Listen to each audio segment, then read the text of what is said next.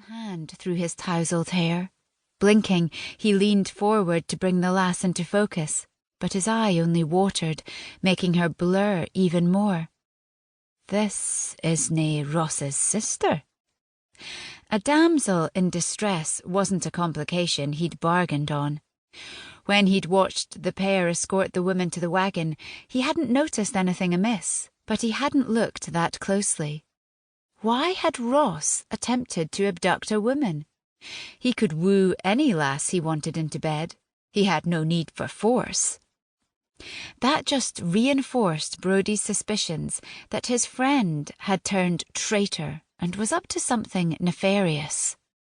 It did appear odd now that they had stayed to the shadows and carried her out to dump her in the back of a wagon. Ross had only stopped long enough to give some instruction to his friend. Decision time. Leave the woman and watch from afar, or take her somewhere safe and then find a way to salvage his assignment. If Ross wanted her bad enough to abduct her, surely he would not hesitate to use her to further whatever political game he was playing. He glanced back over his shoulder to see the unconscious mountain starting to stir. Tearing his gaze from the man on the ground, he reached out for the woman. "Come with me. I will nae let any harm come to you." She flinched, then recoiled farther into the corner of the small space as her eyes widened even more. Why was the daft lass afraid of him? He had just rescued her. Gently taking her shoulder, he tried to reassure her. "Ye are safe with me." She flailed and shook her head wildly. He didn't have time for this. Just as that thought crossed his mind, Neil groaned. Hell, he'd had drinks with that man and seen him take out 3 men at once in a tavern fight.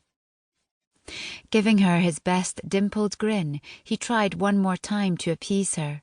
It never failed to work on the fairer sex.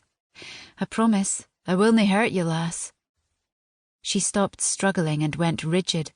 If it weren't so dark, if he could see, he would have sworn her brow crinkled. The woman couldn't be angry with him. He was saving her. The lass's reaction sent a shiver snaking down his spine, because, despite the blurred vision in his stinging eye, she seemed familiar, as if he should know her. A pang of recognition flared, but he pushed it aside, because the thought caused an ache deep in his chest, and he had learned to stop analysing his emotions long ago. In his line of work, giving in to sentiment led to death.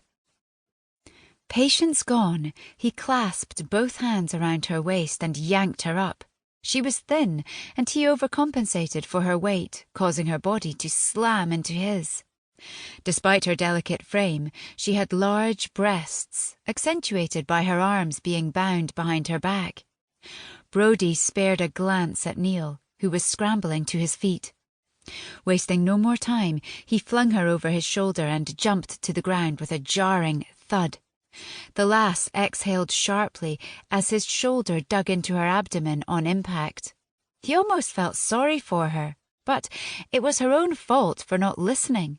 As he ran for his horse, her struggles stopped. After easily tossing her slender body onto the steed's back, he climbed up behind her.